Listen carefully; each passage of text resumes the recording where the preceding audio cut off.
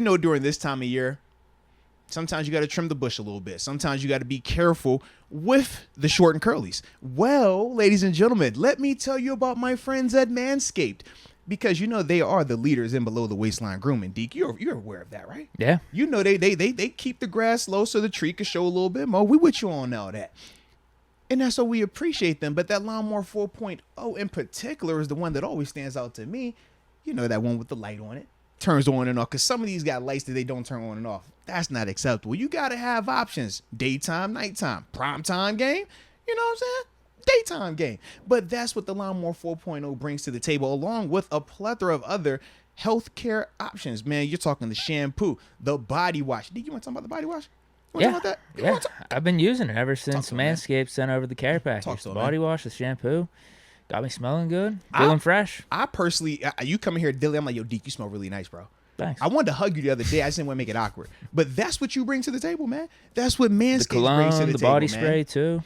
Absolutely, man. Absolutely. So, with that being said, we also know that when we talk about anybody up here, we got to have something for you. And that's a promo code. It's MOATS. You use that, you'll get your 20% off of your purchase at manscaped.com, along with free shipping worldwide. So, Deke, to me, this sounds like a no-brainer. It sounds like one of those things like, don't waste your time. A win-win. Yeah. They're doing for you. You're going to do for you. And you're also going to do for others. But either way, man, definitely use that promo code. And your dangly twins will appreciate you. Now, I want to, rewind this thing back a little bit also to you coming out of West Virginia. Just talk about that draft. And did you expect to go where you went? What were your plans, man? And just how did you handle that whole situation, man, being drafted and stuff? Whew, man. Coming out of West Virginia, I had a big junior and senior year, but I had gotten hurt so many times at West Virginia. I broke the same arm 3 times. I think it was like 388 days apart, man. Jeez. And I was almost saying, well, maybe football isn't destined for me. Maybe that's not the path and purpose that God has chosen for me. Maybe, I was meant to just get a taste of this and do something else. But I'll never forget Don Nealon sitting me down in his office and said, no, you have the potential to play on Sundays. And if you're going to let these little injuries get you down, then, you're not built for this. And he said, but I know you're built for it. And I was like, okay, so let me just go out and, handle my business on the field and see what happens in the draft. Because, you start reading the paper, oh, this guy's too vulnerable. He's getting hurt. He's off injured. He's injury prone. So, I think I started to slide down some draft boards. I don't know even how high I was on any of my first.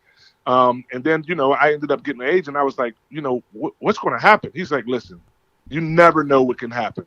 He said, you just go out here, you work these pro days, you go up to the combine, you show out. And the good fortune for me was that my roommate and college teammate was Canute Curtis. He was an All-American linebacker. He was heavily coveted. They were projecting him to go maybe in the top 10, top 20. He was a Butkus Award finalist.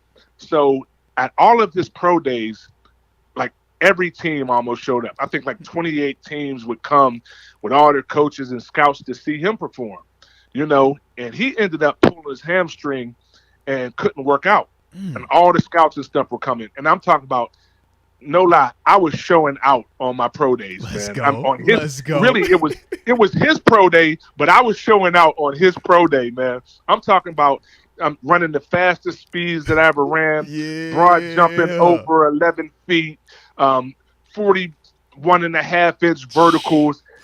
Out there catching punts, returning kicks. I was doing everything. And after all of those workouts, my agent came to me and said, dude, you're shooting up some draft boards. Seriously. He said, I'm getting some good information that you might be, second round, late first round. And I'm like, ain't no way. And I was like, ain't no way. But when he gave me that information, I was like, oh, ain't no stopping now. You know what I mean? Ain't no stopping now. And I just continued to press my foot forward. And lo and behold, on draft day, I'm sitting there and I'm thinking that Canute's going to get drafted on the first day. So we're really there to support him. And in the late first round, my agent's like, come in the room. And I'm like, what's going on? He's like, yo, I'm getting calls for you instead of Canute. And he was like, you know what? I mean, he was like, I was like, what should we do? Ain't this like his really like draft party, right? Oh my like, you God. know, You stole like, his pro day and his draft party. Oh my God. yeah, I'm feeling kind of awkward, you know what I mean? So I'm like, man, you know, so I'm on the phone. My dad, yeah, my parents ended up coming down to West Virginia. We're like sitting around getting antsy and everything, and I'm starting to get a couple phone calls, man.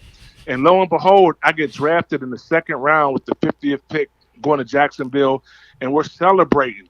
And Canute had yet to be drafted. And I'm like, oh man, like, what should we do? Like, should we party? Should we, like, so I went in the room and I'm talking to him and he's like, look, man, I know I'm gonna get drafted at some point. Since you got drafted first, everything's on you tonight. You pay for all this party stuff. You know what I mean? You're the one that's going to have the bigger check. So he said, let's get it. And that was my boy for life, man. He ended up naming his first son Logan. We got a great relationship. Awesome, yeah, he ended up getting drafted later by the Bengals in the 6th round. Went on to play like 6 or 8 years in the league. We still have a great rapport now. But it was an awkward draft day, boy. It was. I was like up and down emotionally. You know what I mean? Didn't know how to handle it. Didn't know what to do. But it all worked out, man. No, I love that, man. That's a heck of a story right there, man. I love, dude. Let's go. Said that's my pro day and that's gonna be my draft party. I appreciate you though. No doubt. Can you take us? I put the bill though. I did have to put that bill. You know what I mean? But I put that bill. I'm sure you weren't complaining about it, being that you did go a little earlier than him. So salute it. No doubt, it was a celebration, man. A good time. Good time for sure.